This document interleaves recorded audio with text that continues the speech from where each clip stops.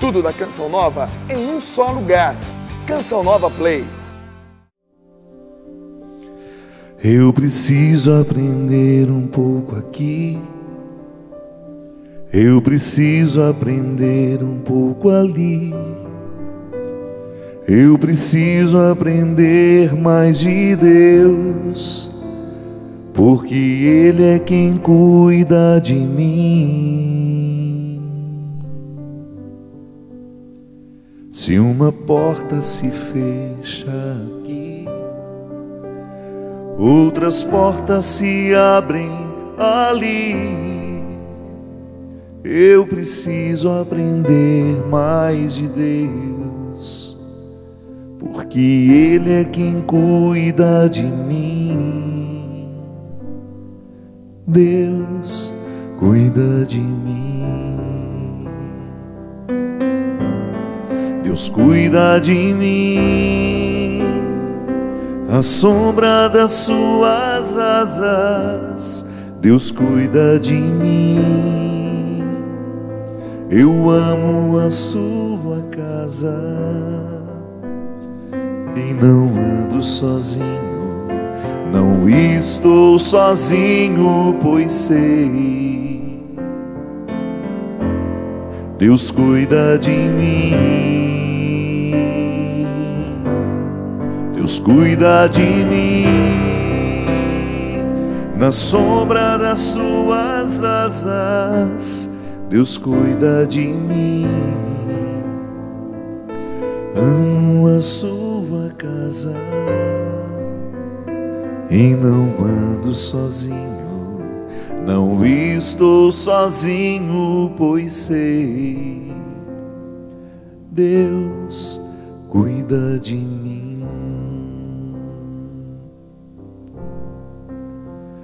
Se na vida não tem direção, é preciso tomar decisão. Eu sei que existe alguém que me ama, Ele quer me dar a mão.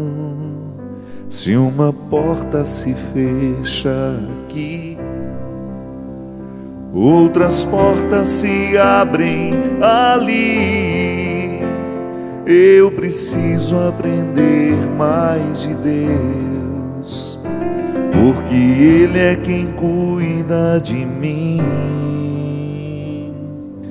Deus cuida de mim. Deus cuida de mim. Na sombra das suas asas, Deus cuida de mim. Eu amo a sua casa e não ando sozinho, não estou sozinho, pois sei, Deus cuida de mim. Oh, Deus cuida de mim. Na sombra das suas asas, Deus cuida de mim. Eu amo a sua casa e não ando sozinho, não estou sozinho, pois sei, Deus cuida de mim.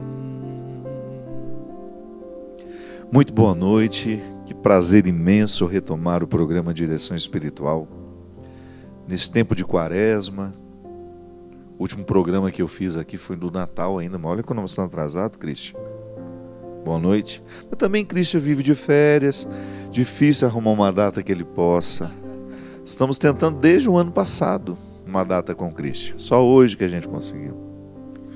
Não, brincadeiras, brincadeira à parte. Já era para a gente ter voltado. Canção Nova teve algumas dificuldades com as equipes de trabalho, então a gente atrasou, adiou um pouquinho o nosso retorno. Também eu estava viajando, passei quase que um mês de janeiro inteiro em Portugal. Quando a gente retornou, a gente enfrentou um pouco a dificuldade das escalas. Canção Nova está passando por dificuldades, todos nós sabemos, mas o nosso desejo era estar aqui, para manter esse encontro, para fazer novamente uma conexão com o seu coração, que é o que importa. Neste tempo de Quaresma, a gente recordar que Deus nos ama. Aliás, essa é uma necessidade de todo dia, de toda hora. Mas o tempo da Quaresma é um tempo especial para isso, porque é o tempo do despojamento. A mim fala muito alto ao coração pensar que o despojamento, ele nos coloca num contato com a realidade que nenhuma outra situação pode fazer. É como se você, ao se despojar, é simples, digamos que você chegue de uma festa toda bonita e você causou uma boa impressão por causa da roupa que você usava, o sapato, a bolsa, a maquiagem, o cabelo. E quando você chega em casa, você começa a desconstruir aquilo que você preparou para enfrentar a festa. Roupa, acessórios, tudo isso que nós usamos é uma forma que a gente tem de valorizar um pouco, né, o nosso visual, para que a gente cause uma boa impressão em quem está ali, do outro lado. Então, toda vez que a gente desconstrói o que a gente faz para os outros, claro que você faz também para você, mas o que você constrói para você está muito perpassado com o que você construiu para o outro. Só que quando você entra dentro do seu quarto e você vive a solidão dele, se você não é casado ou se é casado e consegue viver essa solidão mesmo tendo alguém ao lado, quando você desconstrói, você acaba experimentando um despojamento que lhe permite um contato direto com a sua verdade. Tirou a maquiagem, despenteou o cabelo, retirou a roupa da festa, e o que sobra? Você, somente. Retirou os acessórios, nada é mais para o outro. Agora é tudo para você. Eu, como um homem sozinho que sou e não solitário, eu tenho uma oportunidade maravilhosa de viver isso todos os dias. A minha desconstrução. Mesmo porque eu sou uma pessoa que lido com muita gente, encontro muitas pessoas, e é claro que isso tem uma satisfação imensa, mas um peso que vocês não podem imaginar. Falo com muitas pessoas, vivo o desafio de me adequar às expectativas que têm de mim. Mas quando eu chego em casa, como é bom. Como é bom desconstruir tudo aquilo que eu preciso oferecer aos outros. E de repente eu estou ali na solidão da minha casa, vivendo um despojamento que é quaresmal. Mesmo que não seja quaresma para mim. Eu entro dentro da minha casa, eu naturalmente vivo um despojamento quaresmal. E eu me lembro que uma vez falei aqui de um presente que foi muito significativo para mim, que foi a Cristiane, acho que é Maragoni, tenho medo de falar o sobrenome dela diferente, errado. Cristiane é lá de Montes Claros, é uma pessoa muito querida, que já viajou comigo muitas vezes, e uma vez ela mandou um chinelo de presente. E aquele chinelo me arrancou lágrimas quando eu recebi, porque não era só um chinelo, era um chinelo com um bilhete que me dava um acesso imediato ao significado daquele chinelo na minha vida. Eu agora não me recordo exatamente as palavras e não vou tentar recordar para não empobrecer a beleza do que ela me escreveu. Mas ela me propunha que aquele chinelo pudesse ser para mim o lugar do descanso, de estar com os meus, de estar com aquelas pessoas que não esperam de mim o que os outros lá de fora esperam. Ela me recomendava que ao colocar aqueles chinelos nos pés, eu pudesse experimentar momentos especiais da vida. E eu me lembro que chorei mesmo, emocionado com o presente e o bilhetinho. E eu comecei a pensar que os momentos mais especiais na minha vida, eu não os vivi de sapatos, mas descalço. No despojamento. Sim, eu já tive que estar em muitos lugares de forma elegante. E gosto até. Não tem problema com a oportunidade de estar bem vestido, com os meus paramentos ou com um terno. Eu gosto dos paramentos bonitos, eu gosto da beleza. Eu não tenho nenhuma hipocrisia em ficar dizendo que não gosto. Gosto sim. Ah, mas como é bom a gente não precisar de tudo isso. Eu acho que o que Jesus propõe para a gente, no exercício quaresmal, é justamente o esquecer o que os aparatos podem nos oferecer, para a gente ter a oportunidade de chegar ao que o nosso coração pode nos oferecer. Às vezes, minha gente, nós temos uma pretensão de que são os outros que vão nos nutrir disso, com isso ou com aquilo. Mas não. O que o outro nos oferece é apenas um complemento. A minha nutrição emocional, ela depende exclusivamente daquilo que eu escolho viver. O despojamento me proporciona isso. Um contato muito honesto com aquilo que eu estou escolhendo. Porque enquanto eu estou vivendo na convivência com os outros, eu posso muito bem estar maquiando a minha verdade. Eu posso estar até colocando um obstáculo para que o outro não acesse a minha verdade. É isso que nós chamamos de hipocrisia.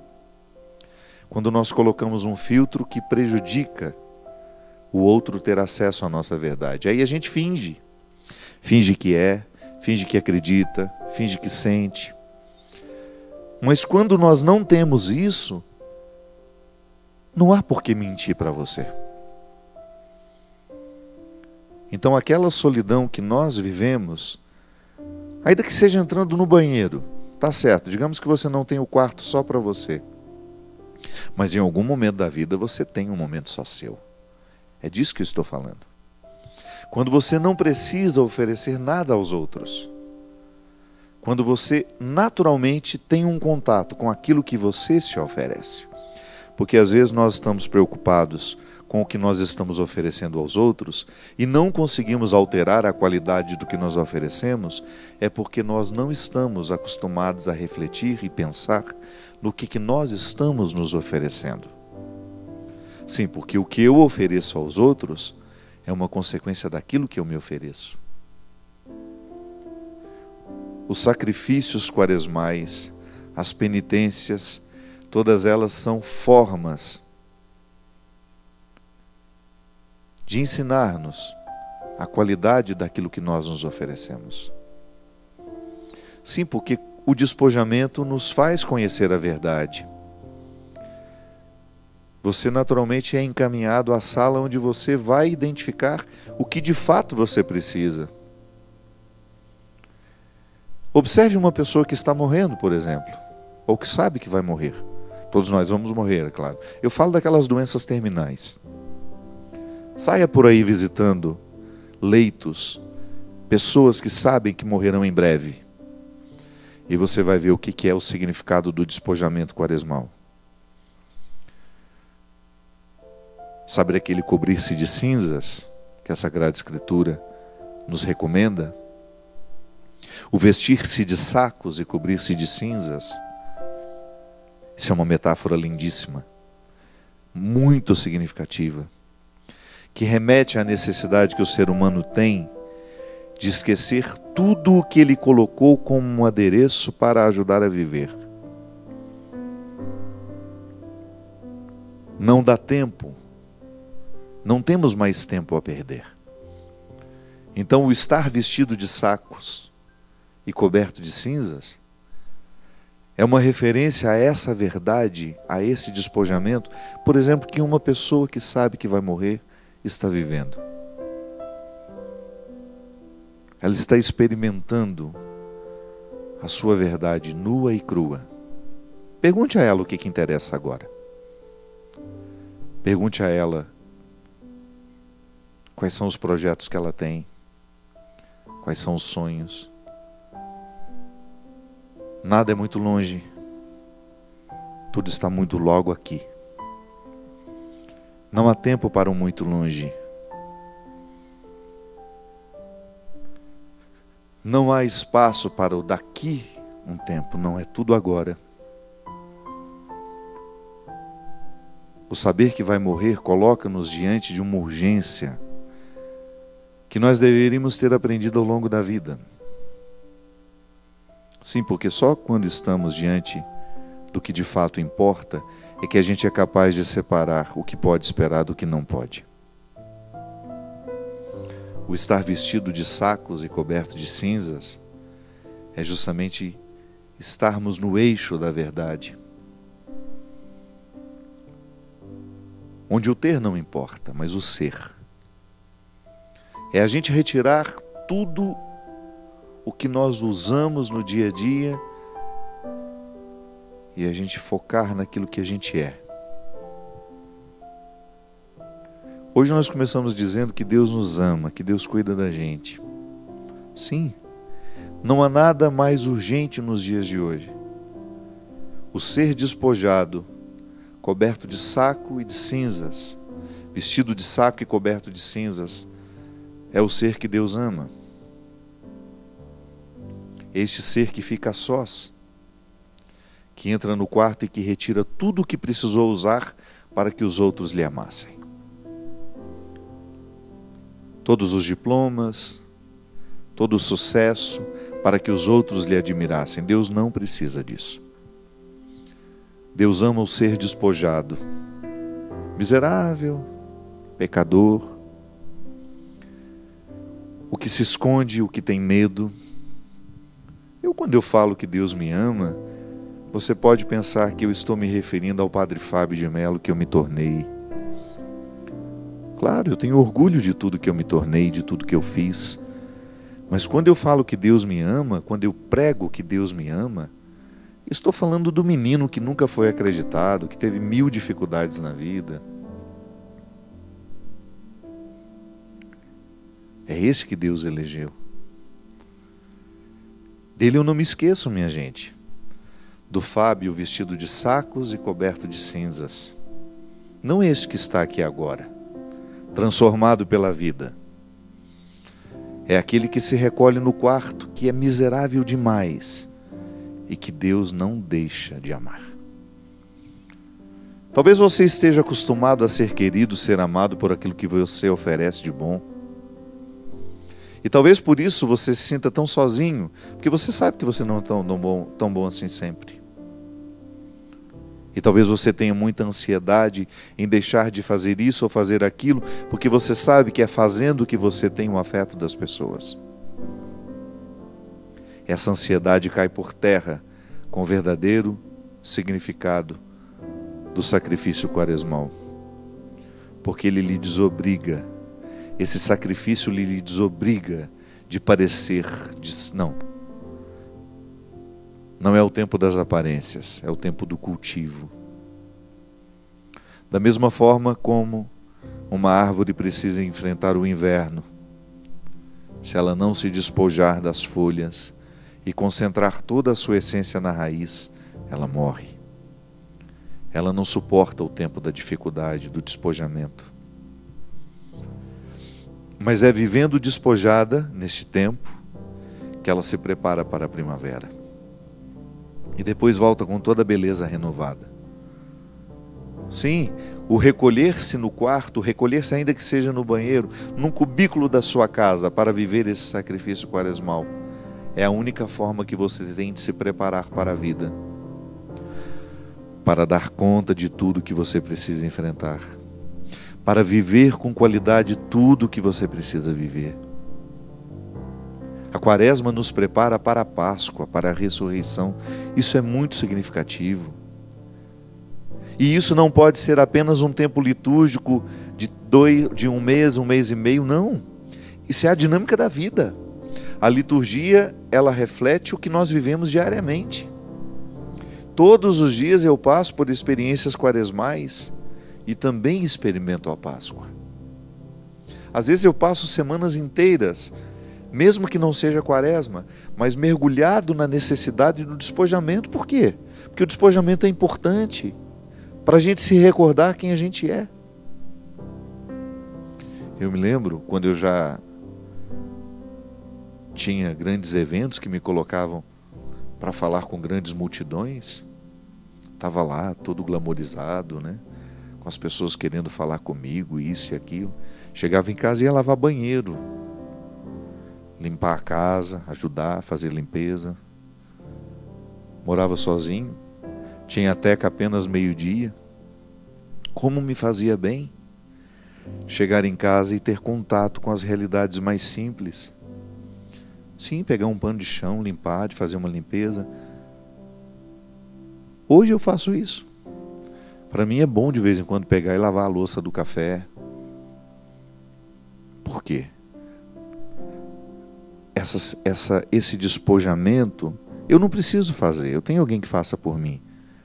Mas é bom fazer. É bom a gente arrumar a cama da gente. Esse despojamento faz muito bem a quem o exercita. Que você começa a criar com a vida uma relação mais saudável, mais solidária. Uma relação mais solidária com a vida. Isso é, de perceber que você pode se doar em situações que você aparentemente não tem obrigação de se doar. Então, o viver o despojamento, eu vou dar um depoimento para vocês, porque às vezes vocês só conhecem a pessoa pública e às vezes nós somos muito cruéis com quem é público. A minha amiga Xuxa, por exemplo, que é uma pessoa controversa, há muitas pessoas que amam muito, há outras pessoas que têm dificuldade com ela. Eu amo profundamente. Foi uma pessoa que me deu uma oportunidade maravilhosa no início do meu trabalho, de mostrar quem eu era, o padre que eu era, de expor as minhas ideias. E desde então nós fomos construindo uma amizade. E a nossa amizade ficou muito sólida, sobretudo por causa da mãe dela, Dona Alda, que tem um amor, um carinho muito grande por mim. E não sei se vocês sabem, Dona Alda há muitos anos vive na cama. E há alguns anos, eu acho que há uns 6, 7 anos, Dona Alda foi para Buenos Aires para implantar um chip no cérebro que era uma promessa de que ela pudesse reverter um pouco as consequências desastrosas do Parkinson na vida dela. Uma mulher consciente acorrentada num corpo que não funciona mais, mas muito lúcida. E é muito triste, né? Você ver uma pessoa que você ama acorrentada no próprio corpo. E uma das coisas que sempre me chamou a atenção e que eu via nos bastidores, que vocês talvez nunca fiquem sabendo, e eu estou tendo a ousadia de contar, não sei nem se ela vai gostar muito que eu conte, é que às vezes eu entrava dentro do quarto do hospital, eu estava, acho que foi uma semana naquela luta lá, eram muitos enfermeiros. Um hospital grande, muito bem conceituado. Mas quantas vezes eu entrava ali, quem estava trocando a fralda, apesar de ter muitas pessoas para fazerem isso, quem estava dando o banho era ela, a filha famosa. A filha famosa. Quantas vezes no Rio de Janeiro também eu vi essa cena? Não espera que a funcionária faça. É a mãe dela.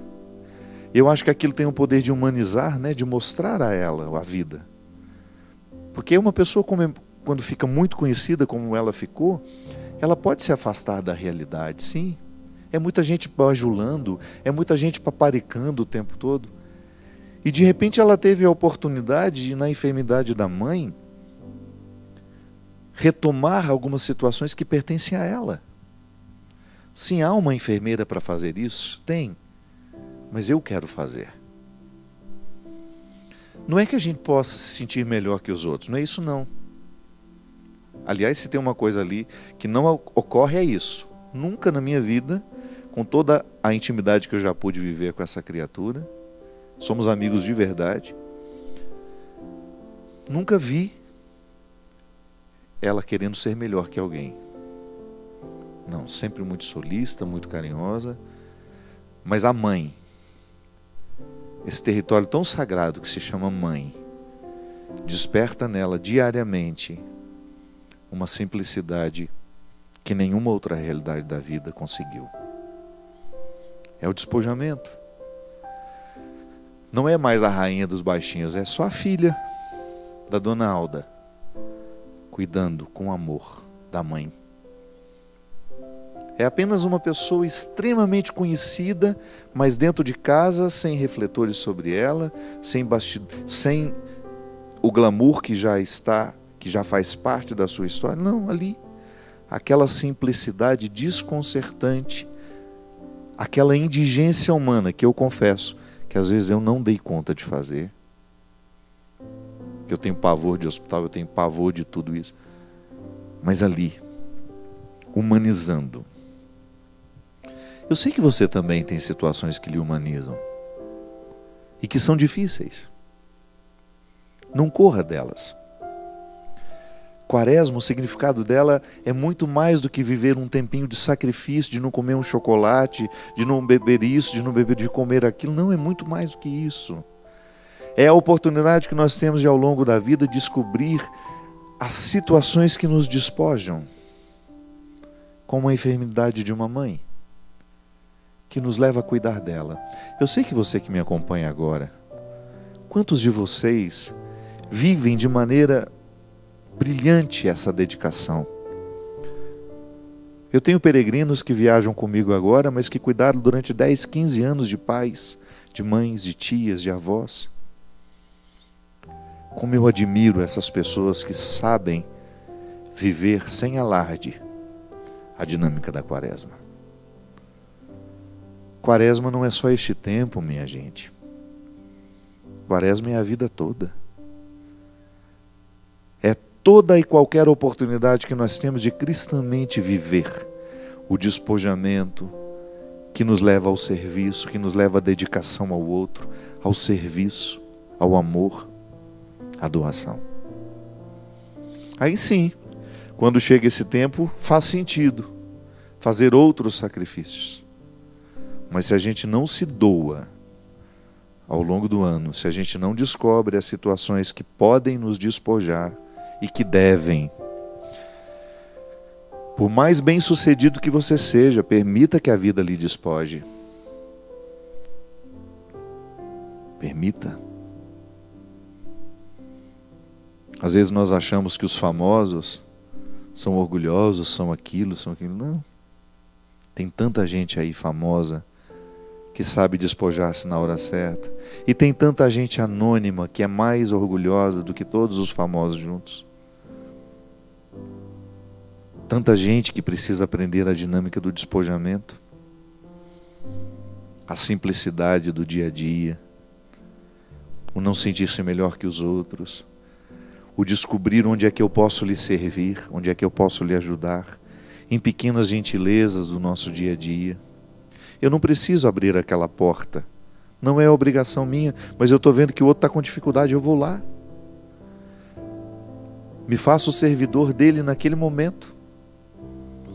São muitas as situações que convidam você a viver esse despojamento. Despoje-se, não perca a oportunidade, porque isso só lhe traz benefícios. Porque é uma feliz oportunidade que você tem de ter contato com a sua verdade, com aquilo que você tem de mais sagrado e que não é para os outros, volto a dizer. Num primeiro momento isso é seu, somente depois poderá ser levado adiante. Nós vamos para um rápido intervalo e a gente volta já já com o programa de Direção Espiritual.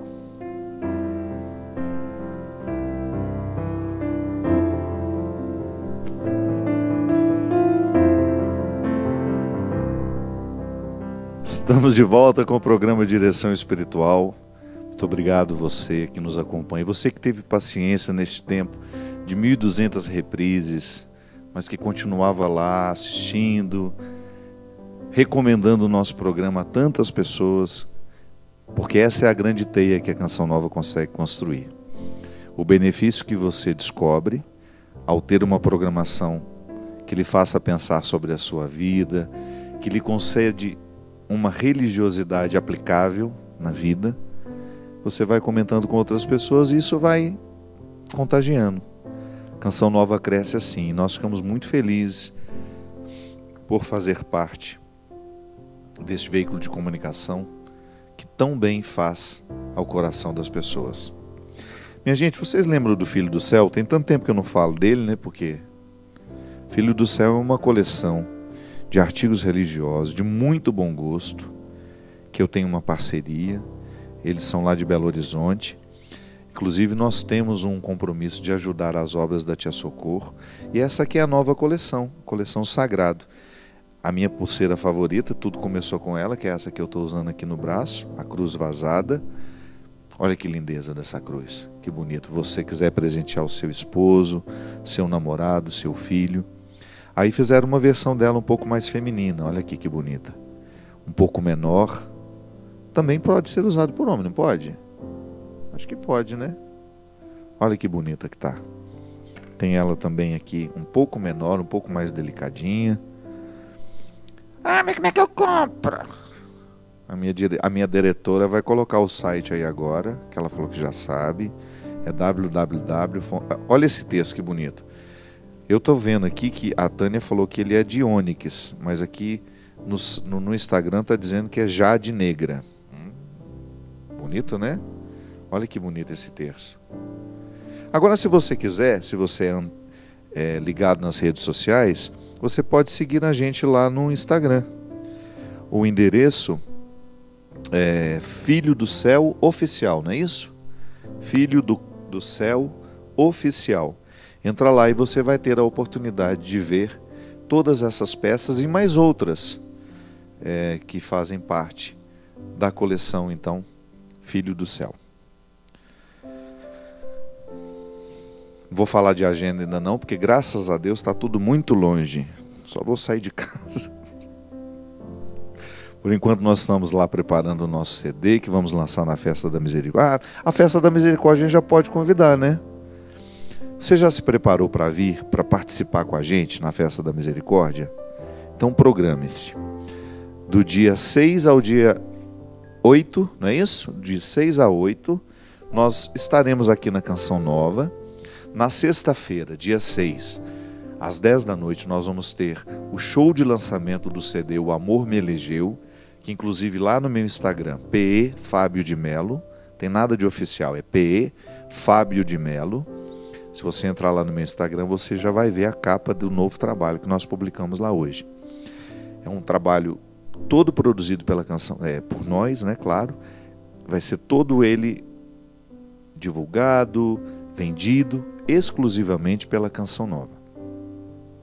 Então tenho muita alegria de ter essa oportunidade de estar na Festa da Misericórdia, que é tão importante, tão especial ao meu coração, e ao mesmo tempo lançando o CD O Amor Me Elegeu, que é o fruto deste tempo da minha vida. Graças a Deus, de todas as dificuldades que eu enfrentei, e claro, continuo enfrentando, elas não vão embora da noite para o dia, mas eu já tenho resultados muito bonitos para serem recolhidos. Com muita serenidade, tenho ido ao jardim da minha vida e recolhido aquilo que foi o aprendizado, depois de tanta dor, de todo sofrimento, de tanta angústia. E o CD O Amor Me Elegeu, ele é a expressão deste novo tempo, dessa nova época na minha vida, dessas novas compreensões que me chegaram de maneira tão dura, tão difícil, mas ao mesmo tempo tão efetiva, porque não tão substanciosa, né? Então, se você se prepara, na sexta-feira às 22 horas, nós teremos o show de lançamento. Depois, no sábado, nós teremos algumas atividades aqui ao longo do dia, inclusive com... Como é que chama isso? Autógrafo, isso. Com os autógrafos do CD novo. E depois, no domingo, terei a honra de fazer o encerramento com a missa. Presidirei a celebração de encerramento.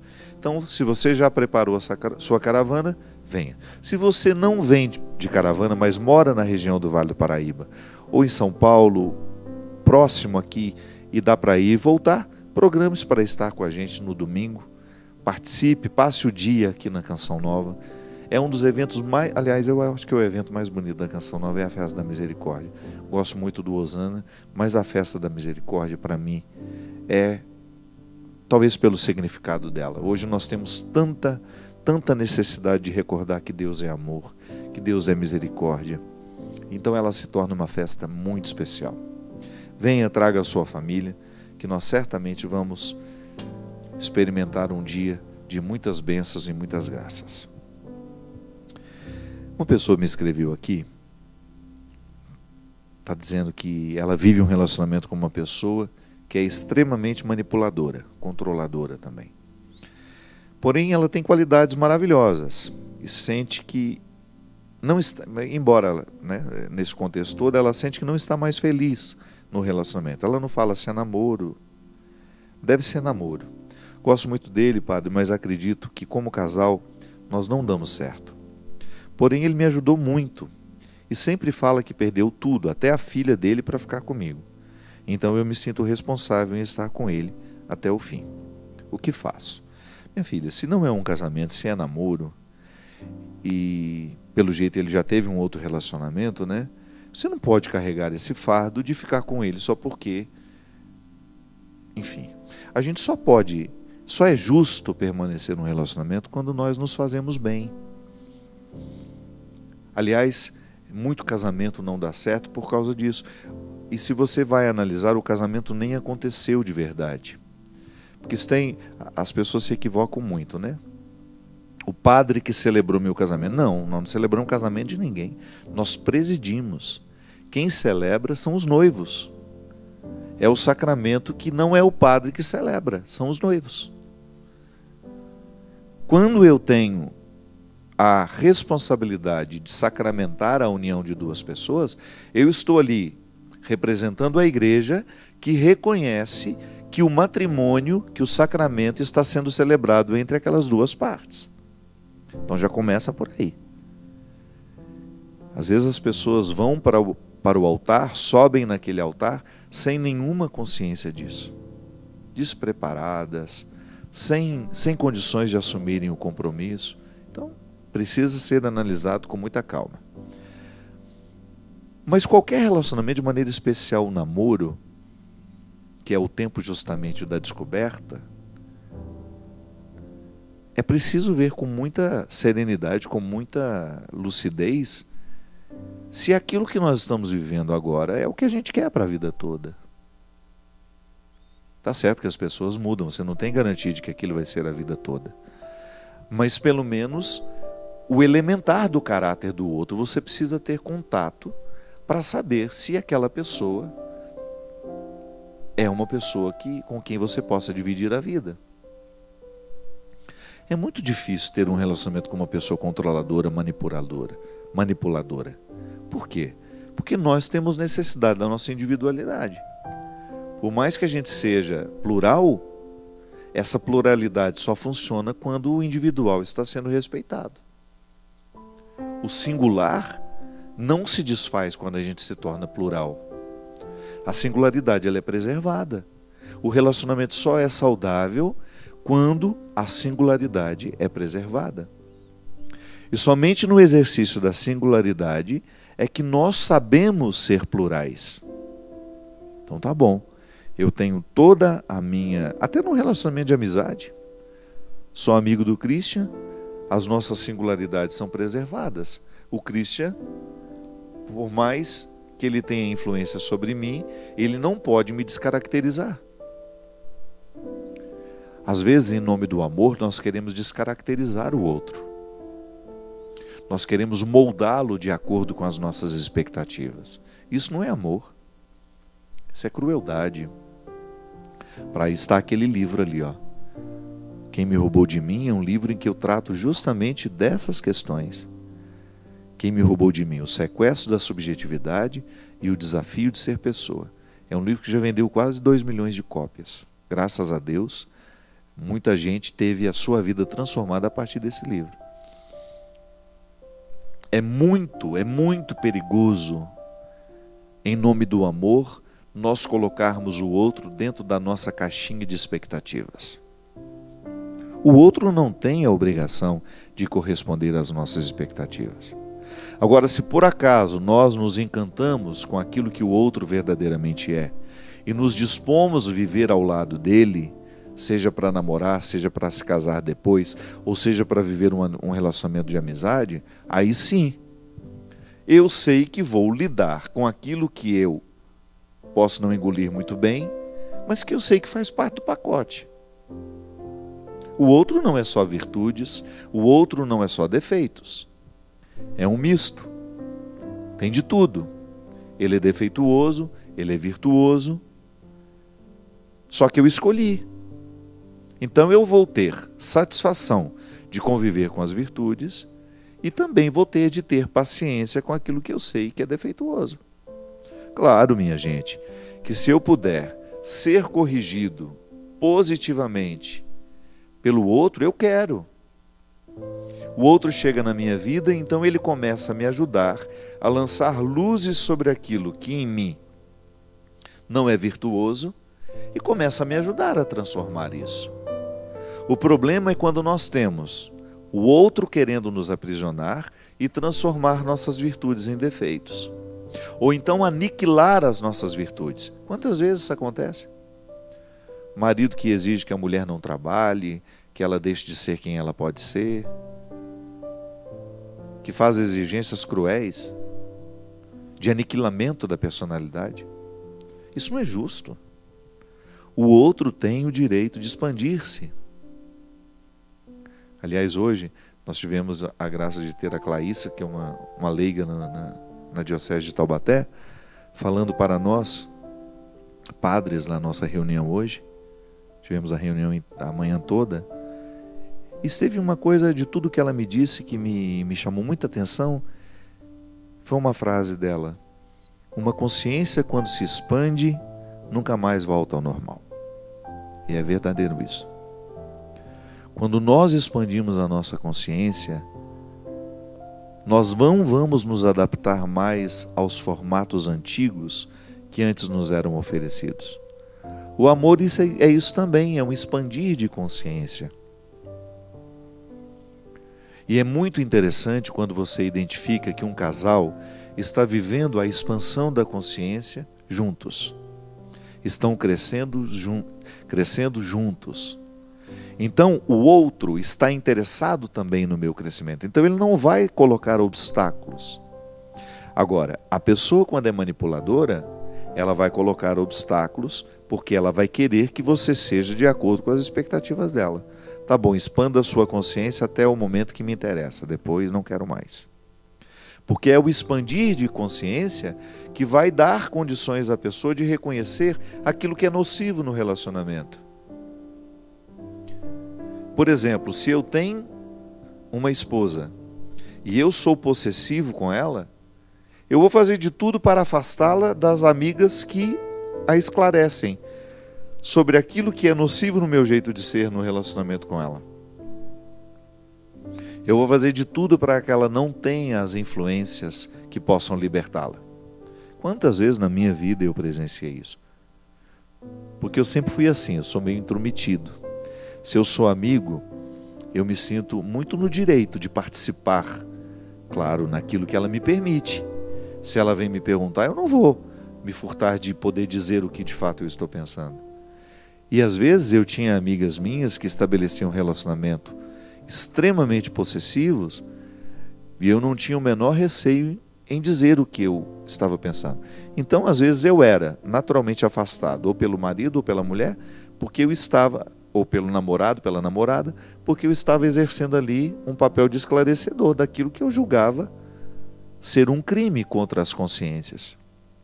Você já deve ter experimentado isso. Às vezes você está vivendo um processo de expandir consciência e de repente você esbarra em alguém que não está muito satisfeito com o seu processo de expansão. Por quê? Porque é muito mais fácil controlar uma consciência que não foi expandida. Porque nela não há reflexão. Conviver com quem reflete é muito difícil. Com quem faz perguntas, com quem é crítico. Tem um filho assim para você ver. É mais fácil amar o filho dócil, obediente. Agora, o filho que questiona suas ordens, que questiona seus posicionamentos, você vai ter que fazer mais esforço para amá-lo. Por quê? Ele pensa diferente de você. Pode ser que ele já esteja, com todo respeito à sua maturidade, como mãe, como pai, pode ser que ele já tenha expandido a consciência dele na outra direção e você ficou para trás. Às vezes eu encontro hoje gerações muito jovens, muito conscientes de valores que nós fizemos um esforço danado para viver e não conseguimos. É como ser livre, por exemplo. Os nossos filhos são muito mais livres do que nós, inclusive para dizer que não gostam. Está muito difícil. Hoje a gente falava sobre isso lá na nossa reunião. Manter os jovens na igreja não é fácil nos dias de hoje. Porque nós somos mantidos porque nossos pais nos obrigavam a ir. Não sei qual foi o resultado disso. Algumas pessoas chegaram a descobrir Deus nessa obrigação, outras não. Descobriram apenas a obrigação da religião. Os nossos filhos hoje dificilmente vão à igreja porque nós estamos obrigando. Se a gente não mostra o valor de tudo aquilo como resultado final, eles não irão. São consciências diferentes. São mais livres. E pode ser porque a gente não tenha... nós não sabemos como lidar ainda. Eu gostaria que todos eles estivessem dentro da igreja, ouvindo a parte boa das coisas, né? O ruim não. Porque às vezes nós somos muito cruéis com os nossos discursos. Às vezes nós erramos muito como evangelizadores. O bom da igreja é, quando eu digo o bom do que nós podemos oferecer como igreja, é o coração de Jesus. É o seu código de verdades. Quando uma pessoa tem contato com essa pureza, não há equívocos, ela adere. Jesus será sempre atraente quando oferecido do jeito certo. O problema é quando nós nos desprendemos da responsabilidade de fazer isso. Quando nós anunciamos de acordo com as nossas mesquinharias, com os nossos interesses, aí a gente retira todo o encanto. Fica só a obrigação. Porque hoje, minha gente, nós estamos necessitados disso. De ter contato com a pureza do Evangelho. Colocaram muita coisa em cima dele. Colocaram muitas coisas em cima dele. E hoje nós precisamos voltar a esse despojamento. Eu estava falando disso, até postei uma coisa essa semana sobre isso. É fácil a gente ter uma experiência de Jesus a partir do que foi confirmado pela história. Mas volte no tempo. Seja capaz de rebobinar a fita, se é que você me entende. Você que precisou rebobinar a fita um dia. Volte na história. Volte 2000 anos na história. Vista-se como se vestiam aquelas pessoas. Se coloque lá nos desertos por onde Jesus ia. E escute lá, sem saber que Jesus era Deus. Você ainda não viu a ressurreição, você não viu os resultados do cristianismo, você não viu a igreja que cresceu, não, nada. Você está ali no meio daquele grupo de pessoas, escutando aquele homem falar. Será que você iria aderir? Será que é fácil aderir àquele discurso? Ou você o chamaria de louco? Você acharia um absurdo ele sentar-se com os pecadores, preferir a prostituta, não ter medo dela, abraçá-la? De que lado você ficaria? Esse é o evangelho despojado. Sem a glória dos altares, sem a beleza das catedrais. É o evangelho em seu estado puro, em seu estado inicial, original. Eu me pergunto o tempo todo, se eu voltasse no tempo e tivesse a oportunidade de encontrar Jesus, como Pedro o encontrou, como João, como Tiago, Bartolomeu, como eu reagiria ao seu ensinamento? Eu quereria continuar ao lado dele? Ou eu me juntaria aos fariseus que o criticavam? O despojamento cabe em toda situação. Despoja-se, até mesmo daquilo que você já viveu no seu relacionamento. Tudo aquilo que vocês experimentaram juntos, volte à origem. Tente voltar à origem, para ver o que uniu vocês um dia. Se aquilo que uniu continua sendo preservado, se aquilo que uniu foi cultivado, Sim, porque modifica. O amor que a gente sente vai sendo modificado pelas etapas da vida. Mas há um fio condutor que não muda, e é ele que faz com que a gente não se separe. É ele que faz com que a gente continue tendo respeito pelo outro. É ele que faz com que a gente não queira oprimir. É ele que faz com que a gente seja eternamente um promotor da liberdade do outro. Que amor é isso, minha gente? É cuidado. É cuidado diário, para que ele não vire uma neurose, uma obsessão. Não é fácil, né?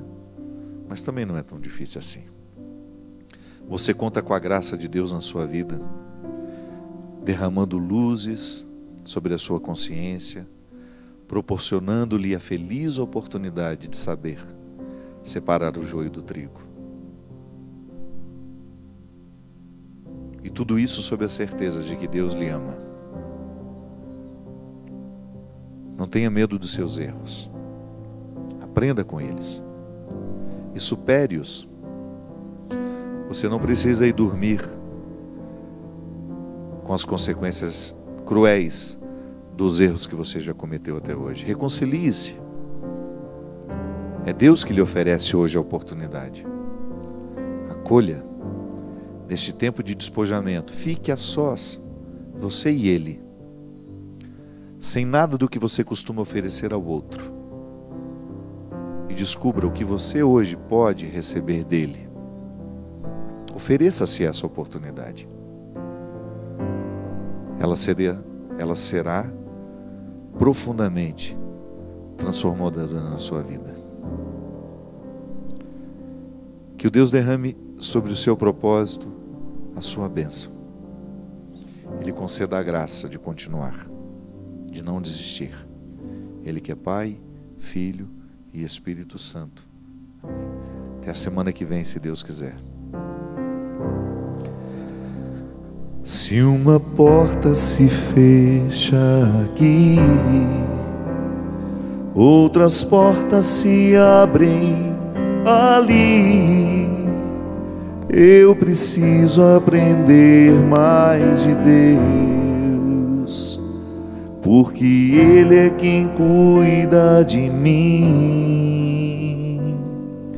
Deus cuida de mim. Deus cuida de mim. À sombra das suas asas, Deus cuida de mim. Eu amo a sua casa e não ando sozinho. Tudo da Canção Nova em um só lugar. Canção Nova Play.